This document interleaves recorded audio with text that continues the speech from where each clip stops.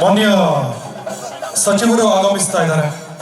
ಇವತ್ತಿನ ರಜತ ಮಹೋತ್ಸವ ಈ ಸಂಭ್ರಮದ ಕಾರ್ಯಕ್ರಮವನ್ನು ಉದ್ಘಾಟಿಸಲಿರುವಂತಹ ಸನ್ಮಾನ್ಯ ಮಂಕಾಳ್ ಎಸ್ ವೈದ್ಯರವರು ಈಗ ಆಗಮಿಸ್ತಾ ಇದ್ದಾರೆ. ಅವರನ್ನ ಪೂರ್ಣ ತುಂಬ ಸ್ವಾಗತದೊಂದಿಗೆ ಅವರನ್ನ ವೇದಿಕೆಯಿಂದ ಕರೆತರಲಾಗ್ತಾ ಇದೆ.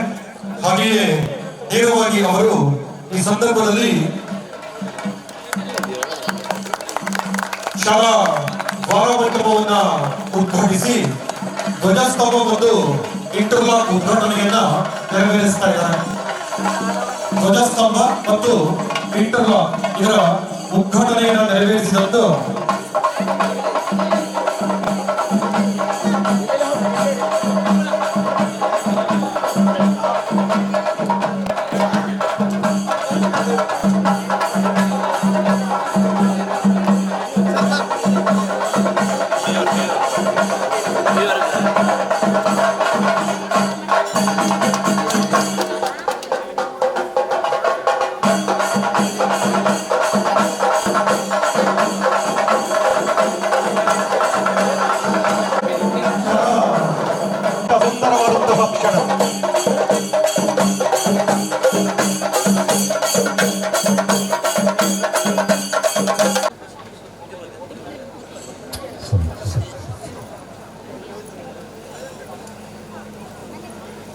ನಮ್ಮ ತಾಲೂಕಿನ ಗಡಿ ಭಾಗದಲ್ಲಿರುವ ಯಲಮಟ್ಟಿಗೆ ಗ್ರಾಮದಲ್ಲಿ ಉದಯಿಸಿದ ಶಾಲೆ ತನ್ನ 25 ವಸಂತಗಳನ್ನು ಕಳೆದಿದೆ.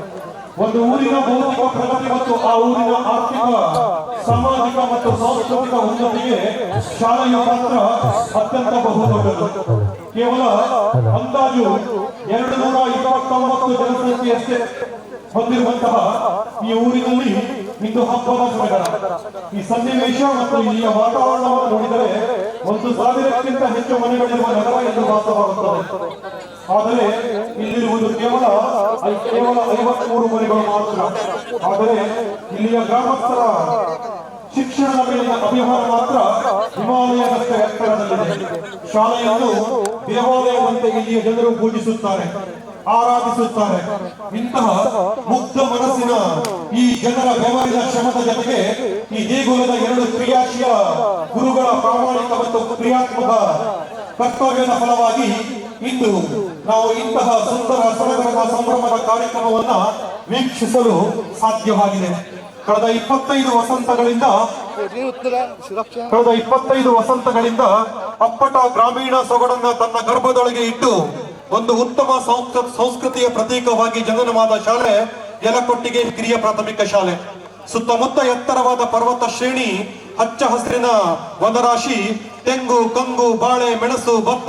ಆದಷ್ಟು ಬೇಗ ಸಾಂಕೇತಿಕವಾಗಿ ಈಗ ಉದ್ಘಾಟಿಸುವ ಸಂದರ್ಭ. ಬಂದಂತಹ ಎಲ್ಲ ಗಣ್ಯರನ್ನ ಆತ್ಮೀಯವಾಗಿ ಸ್ವಾಗತಿಸ್ತಾ ಇದ್ದಾರೆ ಈ ಶಾಲೆಯ ಮುಖ್ಯಾಧ್ಯಾಪಕರಾಗಿರುವಂತಹ ಶ್ರೀಯುತ ಸುಬ್ರಾಯ್ ಶಾನ್ಭಾಗ್ ರವರು.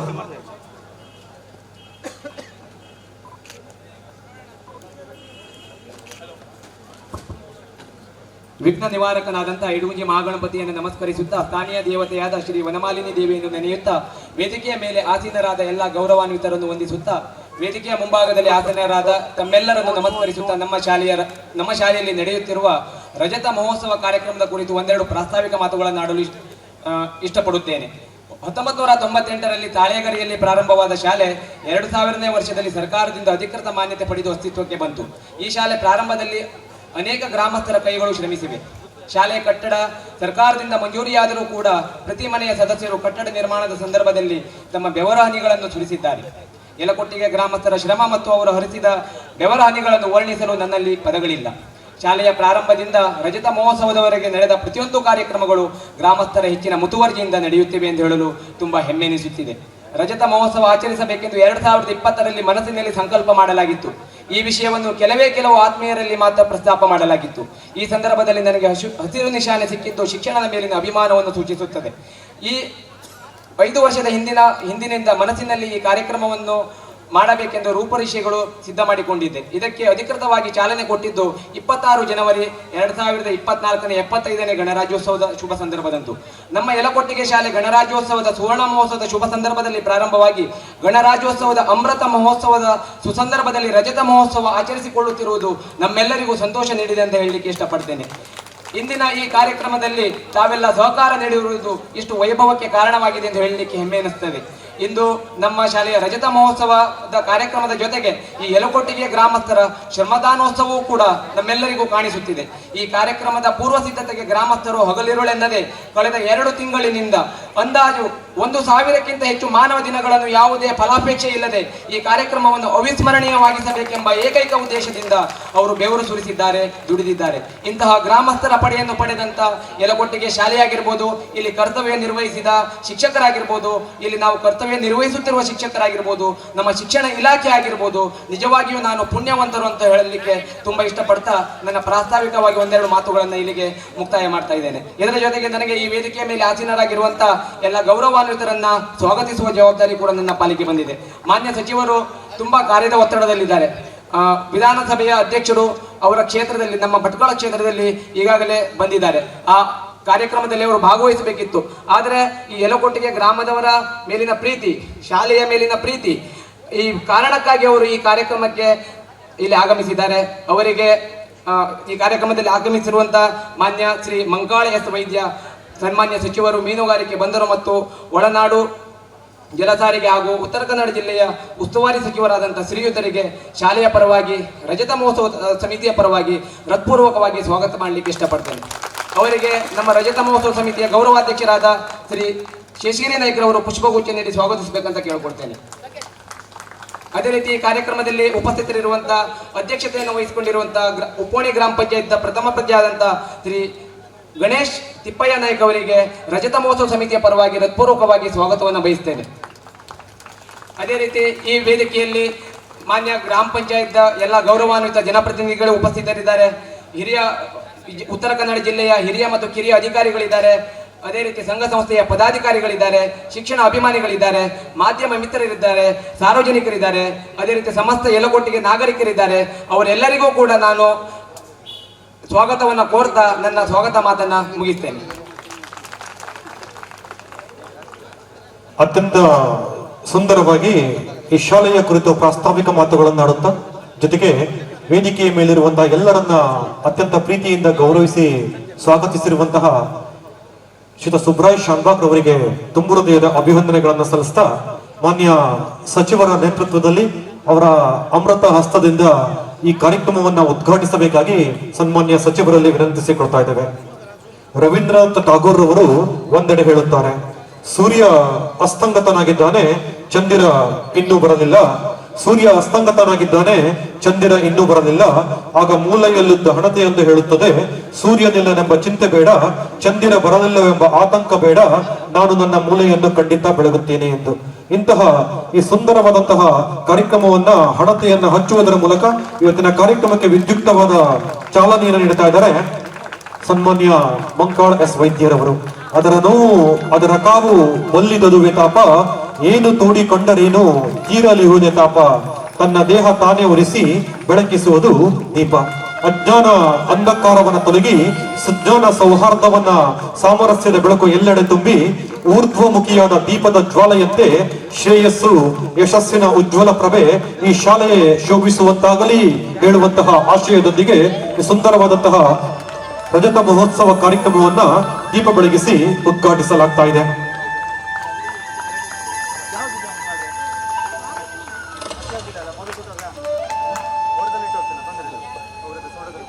ಕಾರ್ಯಕ್ರಮದ ಪಟ್ಟಿಯಂತೆ ಹಲವರನ್ನು,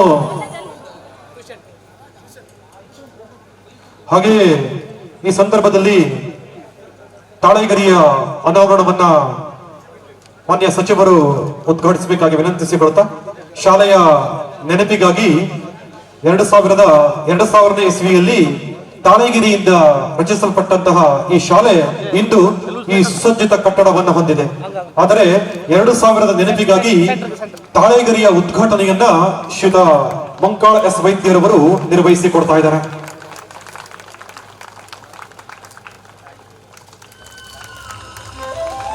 ಸುಂದರವಾದಂತಹ ಕ್ಷಣ.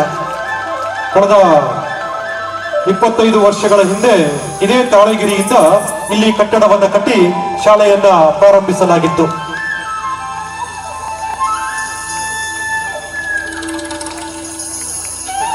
ಈಗ ಸಾಂಕೇತಿಕವಾಗಿ 6 ಜನರಿಗೆ ಸನ್ಮಾನ ಕಾರ್ಯಕ್ರಮ ಇದೆ.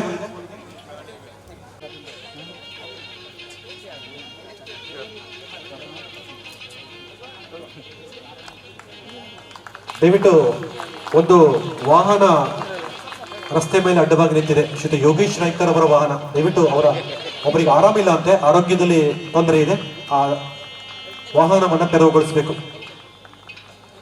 ಶ್ರೀಯುತ ಸುಬ್ರಾಯ್ ನರಸಿಂಹ ಶಾನ್ಬಾಗ್, ಸರ್ಕಾರಿ ಕಿರಿಯ ಪ್ರಾಥಮಿಕ ಶಾಲೆ ಯಲಕೊಟ್ಟಿಗೆಯಲ್ಲಿ 2017ರಿಂದ ಕ್ರಿಯಾಶೀಲ ಶಿಕ್ಷಕರಾಗಿ ತಮ್ಮಲ್ಲಿರುವ ಜ್ಞಾನವನ್ನ ಮಕ್ಕಳಿಗೆ ನೀಡುವ ಮೂಲಕ ಅವರ ಬಾಳಿಗೆ ಬೆಳಕಾಗಿದ್ದೀರಿ. ತನ್ಮೂಲಕ ನಮ್ಮ ಶಾಲೆಯ ಅಭಿವೃದ್ಧಿ ಹೊಂದುವ ನಿಟ್ಟಿನಲ್ಲಿ ತಾವು ನೀಡಿದ ಸಹಕಾರ ಅವಿಸ್ಮರಣೀಯ.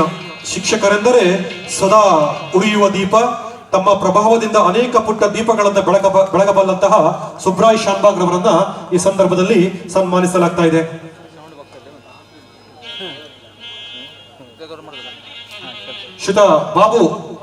ಶ್ರೀಯುತ ಬಾಬು ಯೋಗೇಶ್ ನಾಯ್ಕರ್ ಅವರ ವಾಹನದ ಚಾಲಕರಾದಂತಹ ಶ್ರೀಯುತ ಬಾಬು ಅವರನ್ನ ದಯವಿಟ್ಟು ನಿಮ್ಮ ವಾಹನವನ್ನ ತೆರವುಗೊಳಿಸಬೇಕು. ಶ್ರೀಮತಿ ಅಕ್ಕಮ್ಮ ನಾಯ್ಕ್, ಅದು ತಾವು ಸರ್ಕಾರಿ ಕಿರಿಯ ಪ್ರಾಥಮಿಕ ಶಾಲೆ ಯಲಕೊಟ್ಟಿಗೆಯಲ್ಲಿ 2002ರಿಂದ 2007ರವರೆಗೆ ತಮ್ಮ ಸೇವಾವಧಿಯಲ್ಲಿ ವೃತ್ತಿ ಜೀವನದ ಅತ್ಯಮೂಲ್ಯ ಕ್ಷಣಗಳನ್ನ ಕಳೆದ ತಮ್ಮಲ್ಲಿರುವ ಅಮೂಲ್ಯ ಜ್ಞಾನವನ್ನ ಮಕ್ಕಳಿಗೆ ದಾರಿ ಎರೆದು ಶಾಲೆಯ ಸರ್ವಾಂಗೀಣ ಅಭಿವೃದ್ಧಿಗೆ ಕಾರಣರಾಗಿದ್ದೀರಿ. ನಿಮ್ಮನ್ನ ಈ ಸಂದರ್ಭದಲ್ಲಿ ಗೌರವಿಸಲಾಗ್ತಾ ಇದೆ, ಅಭಿನಂದಿಸಲಾಗ್ತಾ ಇದೆ.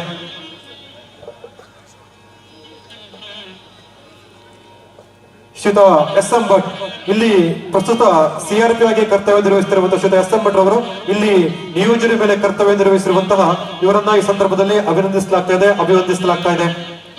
ಹಾಗೆಯೇ ಶೋಭಾ ಶಾನ್ಬಾಗ್ ಈ ಶಾಲೆಯಲ್ಲಿ ಸಹಶಿಕ್ಷಕಿಯಾಗಿ ತಮ್ಮ ಅಮೂಲ್ಯವಾದ ಶೈಕ್ಷಣಿಕ ಜೀವನವನ್ನು ನಡೆಸ್ತಾ ಇರುವಂತಹ ಶ್ರೀಮತಿ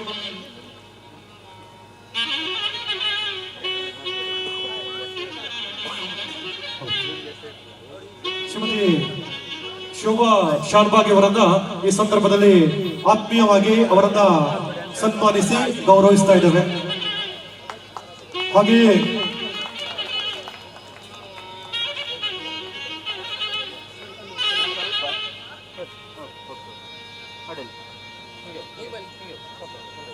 ದಯವಿಟ್ಟು ಇಷ್ಟೆಲ್ಲ ಜನ ಇದ್ದೀರಿ, ದೇವರಾಗಿ ಚಪ್ಪಾಳೆಯನ್ನು ತಟ್ಟಿ ಇವರೆಲ್ಲರನ್ನು ನಾವೆಲ್ಲರೂ ಅಭಿನಂದಿಸೋಣ.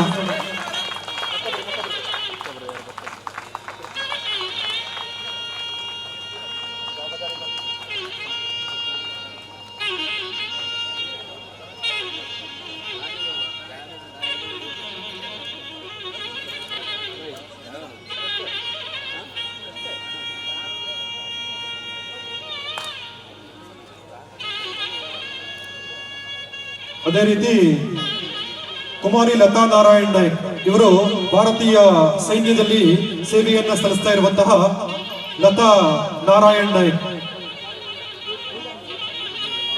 ಸರ್ಕಾರಿ ಕಿರಿಯ ಪ್ರಾಥಮಿಕ ಶಾಲೆ ಯಲಕೊಟ್ಟಿಗೆಯಲ್ಲಿ ಪ್ರಾಥಮಿಕ ಶಿಕ್ಷಣವನ್ನು ಪಡೆದು ಇಂದು ನಮ್ಮ ದೇಶದ ರಕ್ಷಣೆ ಮಾಡುವ ಯೋಧೆಯಾಗುವ ಮೂಲಕ ನಮ್ಮೂರಿಗೆ ಮತ್ತು ನಮ್ಮೂರಿನ ಶಾಲೆಗೆ ಕೀರ್ತಿಯನ್ನ ತಂದಿರುತ್ತೀರಿ. ನಮ್ಮೂರಿನ ಮಗಳಾದ ತಾವು ಇಂದಿನ ಯುವ ಪೀಳಿಗೆಗೆ ಮಾದರಿಯಾಗಿದ್ದೀರಿ. ಭಾರತ ಮಾತೆಯ ಸೇವೆಗೆ ತನ್ನ ಜೀವನವನ್ನ ಮುಡಿಪಾಗಿಟ್ಟು ಸೇವೆಯನ್ನ ಸಲ್ಲಿಸುತ್ತಿದ್ದೀರಿ. ಪ್ರಸ್ತುತ ನಮ್ಮ ಯಲಕೊಟ್ಟಿಗೆ ಶಾಲೆಯ 25 ವಸಂತಗಳನ್ನು ಕಳೆದು ರಜತ ಮಹೋತ್ಸವವನ್ನು ಆಚರಿಸಿಕೊಳ್ಳುತ್ತಿರುವ ಈ ಶುಭ ಸಂದರ್ಭದಲ್ಲಿ ತಾವು ನಂಬಿರುವ ಶ್ರೀ ದೇವರು ನಮಗೆ ಹೆಚ್ಚಿನ ಆಯುರ ಆರೋಗ್ಯವನ್ನು ನೇಪಾಲಿಸಿ ಹೇಳುವಂತಹ ಆಶಯದೊಂದಿಗೆ ನಿಮ್ಮನ್ನ ಈ ಸಂದರ್ಭದಲ್ಲಿ ಗೌರವಿಸ್ತಾ ಇದ್ದೇವೆ, ಅಭಿನಂದಿಸ್ತಾ ಇದ್ದೇವೆ.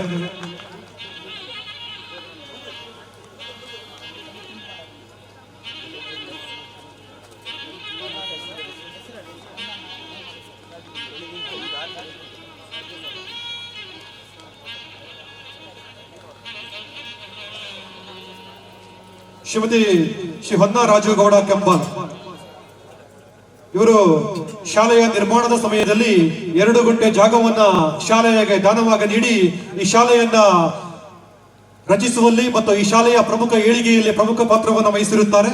ಇವರಿಗೆ ಸಂದರ್ಭದಲ್ಲಿ ತುಂಬು ಹೃದಯದ ಅಭಿನಂದನೆಗಳನ್ನು ಸಲ್ಲಿಸ್ತಾ ಸರ್ವರಿಗೂ ಅಭಿನಂದನೆಗಳನ್ನು ಸಲ್ಲಿಸ್ತಾ ಇದ್ದೇವೆ. ಇವತ್ತಿನ ಕಾರ್ಯಕ್ರಮದ ಉದ್ಘಾಟಕರು ನಮ್ಮೆಲ್ಲರ ಹೆಮ್ಮೆಯ ಸಚಿವರಾಗಿರುವಂತಹ ಸನ್ಮಾನ್ಯ ಮಂಕಾಳ ಎಸ್ ವೈದ್ಯರವರು. ಶೂನ್ಯದಿಂದ ಬೆಳೆದು ಬಂದ ವ್ಯಕ್ತಿಯೊಬ್ಬರು ಸಾಧನೆಯ ಸೌಧವನ್ನ ಕಟ್ಟಿ ರಾಜ್ಯದ ಹುದ್ದೆಗೇರುವುದರ ಹಿಂದೆ ಅವರ ಪರಿಶ್ರಮ ಇದೆ, ಅವರ ಯಶಸ್ಸಿನ ಹಿನ್ನೆಲೆ ಇದೆ.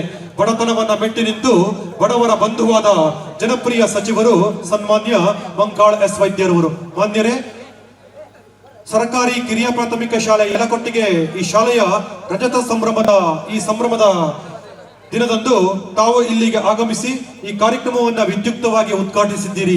ತಮ್ಮ ಉದ್ಘಾಟನಾ ಸಂದೇಶಕ್ಕಾಗಿ ಈ ಸಮಯ ತೆರೆದುಕೊಳ್ತಾ ಇದೆ. ಅದರ ಮಧ್ಯದಲ್ಲಿ ಸನ್ಮಾನ್ಯ ಮಂಕಾಳ ಎಸ್ ವೈದ್ಯರವರನ್ನ ಗೌರವಿಸುವಂತಹ ಸಂದರ್ಭ. ಜೀವನ ಯಜ್ಞದಲ್ಲಿ ನಾವು ಸಮಿತಿಯಾಗಬೇಕು, ಅನೇಕರ ಹರಕೆ ಹಾರೈಕೆಗಳಿಗೆ ಧ್ವನಿಯಾಗಬೇಕು. ಆಗ ಮಾತ್ರ ಜೀವನದಲ್ಲಿ ಸಫಲತೆಯನ್ನ ಕಾಣಬಹುದು. ಅಂತಹ ಅಪರೂಪದ ತವನಿಧಿಯಾಗಿ ಜನಸೇವಾ ದೀಕ್ಷಾ ಬದ್ಧರಾದ ತಮ್ಮ ವ್ಯಕ್ತಿತ್ವದ ಹಿಂದಿರುವ ಊರಣ ಅವರ್ಣನೀಯ. ಮೀನುಗಾರ ಕುಟುಂಬದಲ್ಲಿ ಮಂಕಿಯ ಕೊಪ್ಪದ ಮಕ್ಕಿಯ ಶ್ರೀಮತಿ ಭಾಗೀರಥಿ ಮತ್ತು ಶ್ರೀ ಸುಬ್ಬ ವೈದ್ಯ ದಂಪತಿಗಳ 3 ಗಂಡು ಹಾಗೂ 2 ಹೆಣ್ಣು ಮಕ್ಕಳಲ್ಲಿ ಕಿರಿಯ ಮಗನಾಗಿ ಭವನ ಬೆಳಕನ್ನ ಕಂಡವರು ತಾವು.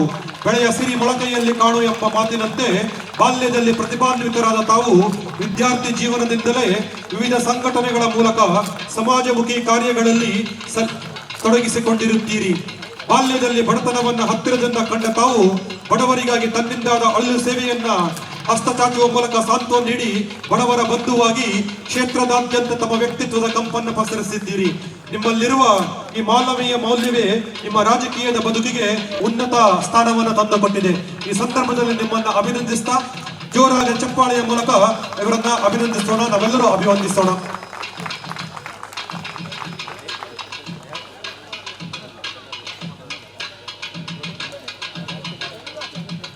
ಮಾನ್ಯರ ಉದ್ಘಾಟನಾ ಸಂದೇಶಕ್ಕಾಗಿ ಈ ಸಮಯ ತೆರೆದುಕೊಳ್ತಾ ಇದೆ.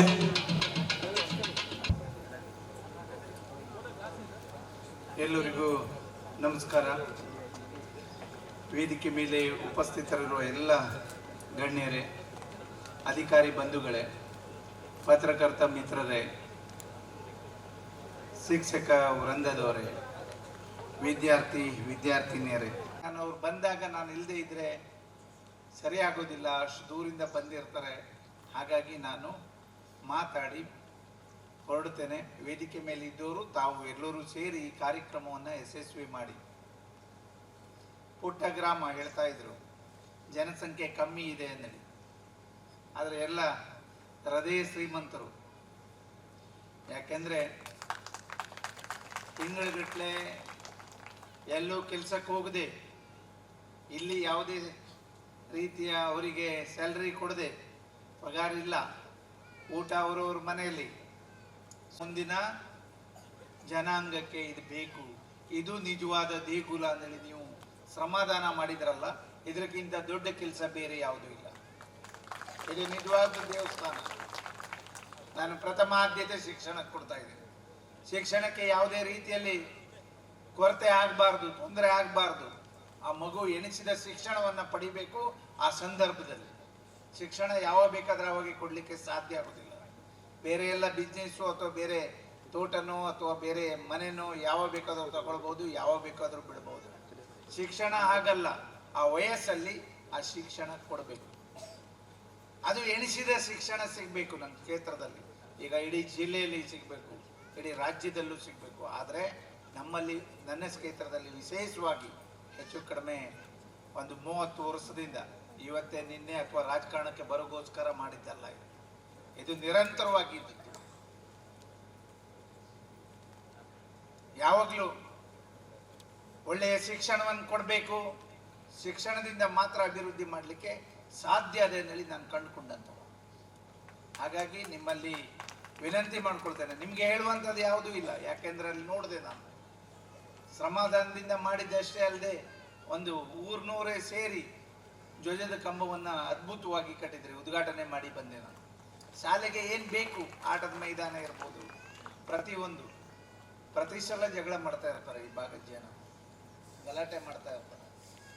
ಬಹಳ ಕಷ್ಟದ ಊರು ಇದು. ರೋಡ್ ಮಾಡ್ಲಿಕ್ಕೆ ಹೋದ್ರು ಹೆಚ್ಚು ಕಡಿಮೆ 10 ಕೋಟಿ ಬೇಕು. ಮಧ್ಯೆ ಮಧ್ಯೆ ಒಂದೊಂದು ವರ್ಕ್ ಮಾಡ್ತಾ ಇರೋದು ನಾವು ಒಂದೊಂದು ಕೋಟಿ ಹಾಕಿ, ಆದ್ರೂ ಅದು ಸಮಾಧಾನ ಇಲ್ಲ ಇವರಿಗೆ. ತುಂಬಾ ಇದು ಉಪ್ಪುಣಿ ಪಂಚಾಯತ್ ಲಾಸ್ಟ್ ಮಜರೆ ಅಂತ ಕಾಣುತ್ತದೆ. ಈ ಕಡೆ ಆ ಕಡೆ ಹೋದ್ರೆ ಮೆಟ್ಟನ ಗದ್ದೆ ಹೋಗ್ಬೇಕು. ಹೆಚ್ಚು ಕಡಿಮೆ ಈ ಪಂಚಾಯತ್ ಒಂದು 30 ಕಿಲೋಮೀಟರ್ ಉದ್ದ ಇದೆ. ಎಷ್ಟು ದೊಡ್ಡ ಪಂಚಾಯತ್ ಈ ರಾಜ್ಯದಲ್ಲೇ ಇರ್ಲಿಕ್ಕಿಲ್ಲ ಹೆಚ್ಚಾಗಿ, ಅಷ್ಟು ದೊಡ್ಡ ಪಂಚಾಯತ್. ಅಷ್ಟು ರೋಡ್ ಬೇಕು, ಜನಸಂಖ್ಯೆ ಕಮ್ಮಿ ಇದ್ರು ಅಲ್ಲಿ ಎಲ್ಲ ಮೂಲಭೂತ ಸೌಕರ್ಯ ಮಾಡಬೇಕು. ಅದನ್ನು ಮಾಡಿದ್ದೇನೆ ನಾನು 5 ವರ್ಷ ಹಿಂದು ಅಂತ ಹಳ್ಳಿಯನ್ನ ನೋಡಿ, ಯಾವ ವ್ಯವಸ್ಥೆ, ಎಲ್ಲಿ ಕರೆಂಟ್ ಇಲ್ಲ, ಎಲ್ಲಿ ರೋಡ್ ಇಲ್ಲ, ಎಲ್ಲಿ ಅಂಗನವಾಡಿ ಇಲ್ಲ, ಎಲ್ಲಿ ಶಾಲೆ ಇಲ್ಲ, ಇದನ್ನ ಹುಡುಕಿ ಮಾಡಿದ್ದೇನೆ ನಾನು ಅವಾಗಲೂ. ಈಗೂ ಹಾಗೆ ಯಾವುದೇ ಕಾರಣಕ್ಕೆ ಮೂಲಭೂತ ಸೌಕರ್ಯಕ್ಕೆ ತೊಂದರೆ ಆಗೋದಿಲ್ಲ, ವಿಶೇಷವಾಗಿ ಶಿಕ್ಷಣಕ್ಕೆ ಯಾವುದೇ ಕಾರಣಕ್ಕೆ ತೊಂದರೆ ಆಗೋದಿಲ್ಲ. ಎಣಿಸಿದ ಶಿಕ್ಷಣವನ್ನ ಕೊಡಿಸ್ಲಿಕ್ಕೆ ನಾನು ರೆಡಿ ಇದ್ದೀನಿ. ಮೊದಲೇ ಹಾಗಿಲ್ಲಾಗಿತ್ತು. ಉಳ್ಳವರು ಮಾತ್ರ ಇಂಜಿನಿಯರು, ಡಾಕ್ಟ್ರು, IAS, IPS ಆಗ್ತಿದ್ರು, ಅಧಿಕಾರಿಗಳಾಗ್ತಿದ್ರು. ಈಗ ಹಾಗಲ್ಲ. ಈಗ ಯಾರು ಬೇಕಾದರೂ ಯಾವ್ದು ಬೇಕಾದರೂ ಆಗ್ಬೋದು. ಅದಕ್ಕೆ ಏನು ಮಾನದಂಡ ಇಲ್ಲ. ಹಣನೂ ಬೇಕು ಅನ್ನಲಿಲ್ಲ, ಬುದ್ಧಿವಂತಿಕೆ ಬೇಕು. ಈ ತರ ಶಾಲೆ ಮೇಲೆ ಕಾಳಜಿ ಇರುವಂತ ಜನರ ಬೇಕು. ಬರೀ ನಮ್ಮ ಮಕ್ಕಳೇನಿಲ್ಲ ಹೋಗೋದಿಲ್ಲ, ನಾವೇ ಯಾಕೆ ಮಾಡಬೇಕು, ಅದು ಇರಬಾರ್ದು. ನಾಳೆ ಈ ಊರಿನ ಆಸ್ತಿ ಆಗಿರ್ತದೆ. ಶಾಲೆ ಅಂದ್ರೆ ನಿಮ್ಮ ಆಸ್ತಿ ಇದೆ, ಬಹಳ ಮುಖ್ಯವಾದ ಆಸ್ತಿ ಇದೆ. ನಾನು ಅದಕ್ಕೆ ಎಲ್ಲೇ ಹೋದ್ರು ಫಸ್ಟ್ ಶಾಲೆಗೆ ಭೇಟಿ ಕೊಡ್ತೆ, ಆನಂತರ ದೇವಸ್ಥಾನಕ್ಕೆ ಭೇಟಿ ಕೊಡ್ತೆ. ನಾನು ತಿಳ್ಕೊಂಡಿದ್ದು ಇದು ನಿಜವಾದ ದೇಗುಲ. ಇಲ್ಲಿ ನಾನೇ ಹೇಳುವಂಥದ್ದು ಏನಿಲ್ಲ. ನೀವು ಬಹಳ ನಮ್ಗಿಂತ ಮುಂದೋಗಿದ್ರಿ. ನೀವು ಯಾವ್ದು ಬೇಕು ಯಾವ್ದು ಬೇಡ ಅನ್ನುವಂಥದ್ದನ್ನ ನೀವೇ ಕಂಡುಕೊಂಡಿದ್ರಿ. ನಾವು ಹೇಳುವಂಥದ್ದೇನಿಲ್ಲ. ಇಲ್ಲಿ ಬಂದು ನೋಡಿದಾಗ ಬಹಳ ಸಂತೋಷ ಆಯ್ತು. ಇಲ್ಲಿ ಏನೂ ಸಿಗೋದಿಲ್ಲ. ಏನೇ ಬೇಕಾದ್ರೂ ಇಲ್ಲಿಂದ ಹೆಚ್ಚು ಕಡಿಮೆ 40 ಕಿಲೋಮೀಟರ್ ದೂರ ಹೋಗ್ಬೇಕು, ಹೊನ್ನಾವರಕ್ಕೆ. ರೋಡು ಸರಿ ಇಲ್ಲ. ಮಳೆಗಾಲ ಬಂತು ಅಂದ್ರೆ ಬಹಳ ಕಷ್ಟ. ನಿಮ್ ಕಷ್ಟ ಅರ್ಥ ಆಗ್ತದೆ ನಮ್ಗೆ. ಆದ್ರೆ ಎಲ್ಲವನ್ನ ಅಭಿವೃದ್ಧಿ ಮಾಡಲಿಕ್ಕೆ ಸಾಧ್ಯ ಆಗೋದಿಲ್ಲ. ಯಾಕೆಂದ್ರೆ 140 ಕಿಲೋಮೀಟರ್ ಉದ್ದ ನನ್ನ ಕ್ಷೇತ್ರ, ದೊಡ್ಡ ಕ್ಷೇತ್ರ. ಎಲ್ಲ ನದಿ ದಡ, ಗುಡ್ಡಗಾಡು ಪ್ರದೇಶ. ಅದರಲ್ಲಿ ಒಂದ್ ಕಡೆ ಫಾರೆಸ್ಟ್ ದೊಡ್ಡ ಸಮಸ್ಯೆ ನಮ್ಗೆ. ಎಲ್ಲರಿಗೂ 2013ರಿಂದ 2018ರವರೆಗೆ ಎಲ್ಲರಿಗೂ GPS ಮಾಡಿ ಕೊಟ್ಟಿದ್ದೆ. ಮತ್ತೆ ದಯವಿಟ್ಟು ನಿಮ್ಮಲ್ಲಿ ವಿನಂತಿ ಮಾಡ್ಕೊಳ್ತೇನೆ, ಮತ್ತೆ ಅತಿಕ್ರಮಣ ಮಾಡಬೇಡಿ. ಯಾಕೆಂದ್ರೆ ಶಾಲೆ ಹೇಗೆ ನಮ್ಮ ಆಸ್ತಿನೋ, ಫಾರೆಸ್ಟು ಹಾಗೆ ನಮ್ಮ ಆಸ್ತಿ. ಎಲ್ಲಾದ್ರೂ ಜೂನಲ್ಲೇ ಮಳೆ ಬೀಳ್ತದೆ ಅಂತ ಆದ್ರೆ ಅದು ನನ್ನ ಕ್ಷೇತ್ರದಲ್ಲಿ, ನನ್ನ ಜಿಲ್ಲೆಯಲ್ಲಿ ಜೂನಲ್ಲೇ ಮಳೆ ಬೀಳೋದು. ಬಾಕಿದವರೆಲ್ಲ ಹುಡುಕ್ಬೇಕು. ಮಳೆ ಬಿದ್ದಾಗ ಇದು ಅಕ್ಟೋಬರ, ಇದು ನವೆಂಬರ, ಈಗ ಬರ್ಬೋದು ಅಂತ ಯೋಚನೆ ಮಾಡ್ತಾರೆ. ನಾವು ಹಾಗಲ್ಲ, ಮೇ ಲಾಸ್ಟಿಗೆ ರೆಡಿ ಆಗಿಬಿಡ್ತೇವೆ. ಮಳೆ ಬೀಳ್ತದೆ ಅಂದ್ರೆ ಬೀಳ್ತದೆ. ಅದಕ್ಕೆ ಕಾರಣ ಪಶ್ಚಿಮ ಘಟ್ಟ, ಈ ಅರಣ್ಯ ಉಳಿಸಿದ್ದು ನಾವು. ಹಾಗಾಗಿ ಏನ್ ಮಾಡ್ಕೊಂಡು ಬಂದಿದ್ರಿ ಅದು ನೀವು ಮಾಡಿದ್ದಲ್ಲ, ನಿಮ್ಮ ತಂದೆಯವರು ಮಾಡಿದ್ದು, ಅಜ್ಜ ಮಾಡಿದ್ದು, ಅದನ್ನೇ ಅವಲಂಬಿಸ್ಕೊಂಡಿರ್ತೀರಿ. ಅದಕ್ಕೆ ತೊಂದರೆ ಆಗ್ಲಿಕ್ಕೆ ಕೊಡೋದಿಲ್ಲ. ಅದಕ್ಕೆ ಹಕ್ಕುಪತ್ರ ಕೊಡಬೇಕು ಅನ್ನೋದು ತೀರ್ಮಾನ ಮಾಡಿದ್ದಾರೆ. 2013ರಿಂದ 2018ರವರೆಗೆ ಕೆಲವರಿಗೆ ಮಾತ್ರ ಹಕ್ಕುಪತ್ರ ಕೊಡ್ಲಿಕ್ಕೆ ಸಾಧ್ಯ ಆಯಿತು, ಕೆಲವರಿಗೆ ಕೊಡ್ಲಿಕ್ಕೆ ಸಾಧ್ಯ ಆಗಲಿಲ್ಲ. ಈ ಶಾಲೆದು, ಅಂಗನವಾಡಿದೆ ಎಲ್ಲ ಕೊಟ್ಬಿಟ್ಟಿದೆ. ಕೆಲವು ತಪ್ಪಿರ್ಬೋದು. ಅದರ ನಂತರ 18ರಿಂದ 23ರವರೆಗೆ ಒಂದೇ ಒಂದು ಮೀಟಿಂಗ್ ಸಹ ಆಗಲಿಲ್ಲ, ಏನೂ ಮಾಡಲಿಲ್ಲ. ಹಾಗೆ ಇದೆ. ಇದು ಆಗಿದ್ದೆ ಯಾವಾಗ, ಏನು ಅರಣ್ಯ ಸಮಿತಿ ಬಂದಿದ್ದೆ ಯಾವಾಗ 2005-6ರಲ್ಲಿ ನಾವು ಶುರು ಮಾಡಿದ್ವಿ ನಮ್ಮ ರಾಜ್ಯದಲ್ಲಿ, ಅಥವಾ ನಾವು ಶುರು ಮಾಡಿದ್ದೆ 2013 ನಂತರ. ಅಲ್ಲಿ 8 ವರ್ಷ ತೆಗೆದ್ರು, ಇಲ್ಲಿ ಮತ್ತೆ 5 ವರ್ಷ ಸಮಸ್ಯೆಗಳಿದೆ. ಯಾಕೆ ಈ ಮಾತು ಹೇಳ್ತಾ ಇದ್ದೀನಿ ಅಂದ್ರೆ, ಅತಿ ಹೆಚ್ಚು ಅರಣ್ಯವಾಸಿಗಳು ಇಲ್ಲಿ ಇರೋದು. ಮತ್ತೆ ದೊಡ್ಡ ಆಗಾಗ ಗಲಾಟೆ ನಡೀತಾ ಇರ್ತದೆ. ಗಲಾಟೆ ಮಾಡ್ಲಿಕ್ಕೆ ಹೋಗ್ಬೇಡಿ. ಗಲಾಟೆ ಮಾಡ್ಲಿಕ್ಕೆ ಆಗೋದಿಲ್ಲ. ನಾವು ನಮ್ಮ ಹಕ್ಕನ್ನ ನಾವು ರೂಲ್ಸ್ ಪ್ರಕಾರ ಯಾರಿಗೂ ತೊಂದರೆ ಆಗದೆ ಇದ್ದ ಹಾಗೆ ಮಾಡ್ಕೊಳ್ಳಿಕ್ಕೆ ನಾನು ಇದ್ದೀನಿ. ಹಾಗಾಗಿ ಈ ಶಾಲೆ ಪ್ರೋಗ್ರಾಮ್ ಅಲ್ಲಿ ಈ ಮಾತಾಡಬೇಕಾಯ್ತು. ಯಾಕೆಂದ್ರೆ ಇಲ್ಲೂ ಬಹಳ ಕಷ್ಟಪಟ್ಟು ಮಾಡಿದ್ರಿ ನೀವು. ಅದಕ್ಕಾಗಿ ಇದು ಎಲ್ಲ ಅರಣ್ಯ ಭೂಮಿನೇ ಪೂರ್ತಿ. 1 ಗುಂಟೆ ಜಾಗನೂ ಇಲ್ಲ ಅಂತ ಕಾಣುತ್ತೆ. 12 ಗುಂಟೆ ಹಕ್ಕುಪತ್ರ ನಾವು ಮಾಡಿಕೊಟ್ಟಿದ್ದೇವೆ. ಇದು ಫಾರೆಸ್ಟೇ ಅಂದೇಳಿ ಹೇಳಿದ್ದು ನಾನು, ಮಾಲಿಕೆ ಅಲ್ಲ ಅಂತ ಹೇಳಿದ್ದು. ಹಾಗಾಗಿ ದಯವಿಟ್ಟು ನಿಮ್ಮಲ್ಲಿ ಹೇಳ್ತೀನಿ, ಯಾವ ಗಲಾಟೆ ಮಾಡಿ 12 ಗುಂಟೆ ಸಾಲಿಗೆ ಕೊಟ್ಟಿದ್ದಲ್ಲ, ಯಾವ ಸ್ಟ್ರೈಕ್ ಮಾಡಿ ಕೊಟ್ಟಿದ್ದಲ್ಲ, ಅಥವಾ 25,000 ಕುಟುಂಬ ಹೊನ್ನಾವರ ಬೆಡ್ಕಳದಲ್ಲಿ ಇದ್ದಾರೆ. ಇಡೀ ಜಿಲ್ಲೆಯಲ್ಲಿ 75,000 ಕುಟುಂಬ ಇದೆ ಅತಿಕ್ರಮಣದಾರರು. ಯಾವ ಗಲಾಟೆ ಮಾಡಿ ನಾವು GPS ಮಾಡಿ ಕೊಟ್ಟಿದ್ದಲ್ಲ, ನಿಮ್ಮ ಹಕ್ಕುವನ್ನಲ್ಲಿ ನಿಮಗೆ ಬಿಟ್ಟು ಕೊಟ್ಟಿದ್ದಲ್ಲ. ನಾ ಸ್ವಇಚ್ಛೆಯಿಂದ ಮಾಡಿದ್ದೇನೆ. ನನ್ನನ್ನು ನೀವು ಆಯ್ಕೆ ಮಾಡಿದ್ರಿ, ನಿಮ್ಮ ಕೆಲಸ ಮಾಡಬೇಕು, ನಿಮ್ಮ ಕೆಲಸಗಾರನಲ್ಲಿ ಮಾಡಿದ್ದೇನೆ ನಾನು. ಅದಕ್ಕಾಗಿ ದಯವಿಟ್ಟು ವಿನಂತಿ ಮಾಡ್ಕೊಳ್ತೇನೆ, ನಿಮಗೆ ತೊಂದರೆ ಆಗದಿದ್ದ ಹಾಗೆ, ನಿಮ್ಮ ಆಸ್ತಿಯನ್ನು ನಿಮಗೆ ಕೊಡುವ ಹಾಗೆ, ಫಾರೆಸ್ಟು ಏನು ಉಳಿದಿದೆ ಅದು ಉಳಿಸುವ ಎರಡೂ ನೀವೇ ಮಾಡಬೇಕಾಗ್ತದ, ನಾನು ಮಾಡೋದಲ್ಲ. ನಾನು ಇಲ್ಲಿ ಬರೋದಿಲ್ಲ. ಇವತ್ತಿದೆ 12 ಗುಂಟೆ ಜಾಗ, ಹೆಚ್ಚು ಕಡಿಮೆ 1 ಎಕರೆ ಜಾಗದಲ್ಲಿ ಎಲ್ಲ ಕೆಲಸ ಮಾಡ್ಕೊಂಡಿದ್ರಿ. ಇದು ನಿಮ್ಮ ಆಸ್ತಿ ಇದೆ.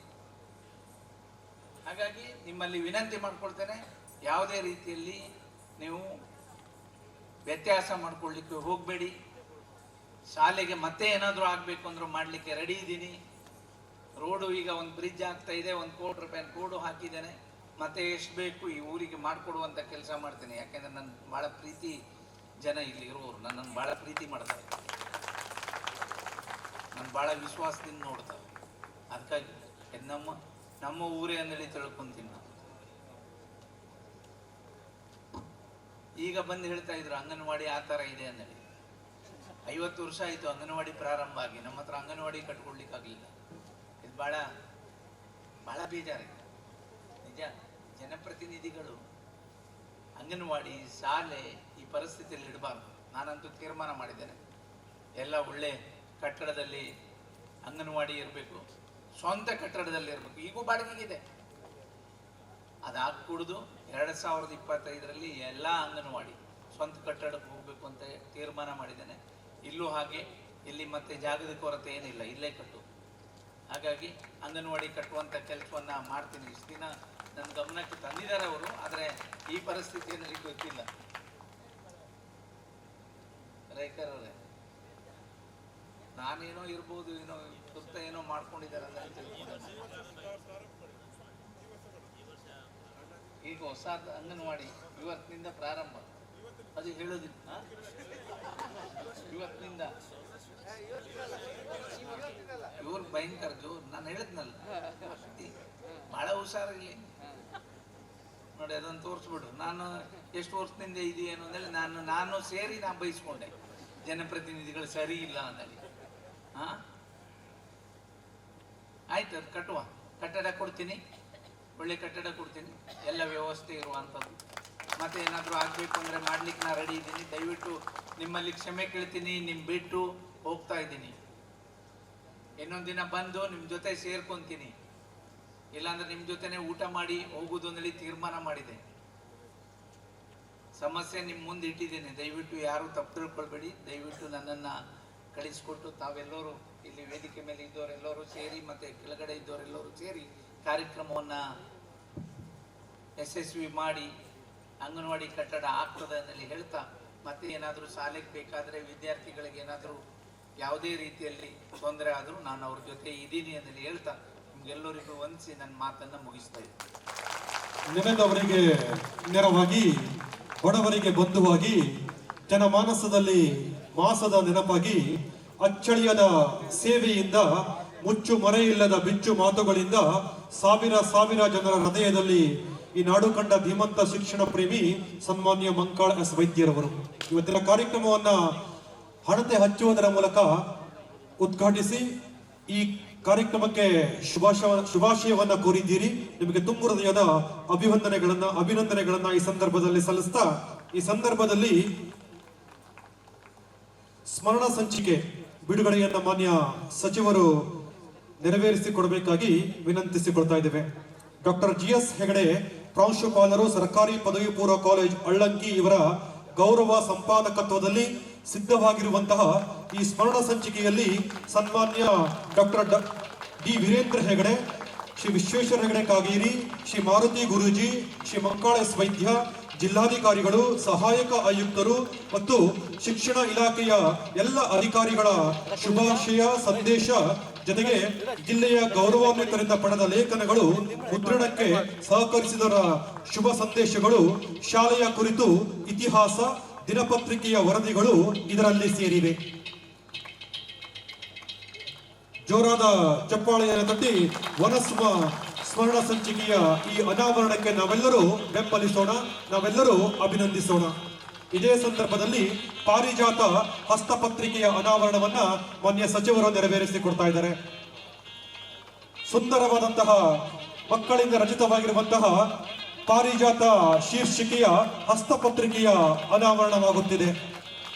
ಇದರ ಮುಖಪುಟ ವಿನ್ಯಾಸವನ್ನ ಮಂಜುಳಾ ಬಳಗು ಶಿಕ್ಷಕರು ಕಿರಿಯ ಪ್ರಾಥಮಿಕ ಶಾಲೆ ಯರ್ಜಿನ ಮೂಲೆ ಇವರು ಮಾಡಿರುತ್ತಾರೆ.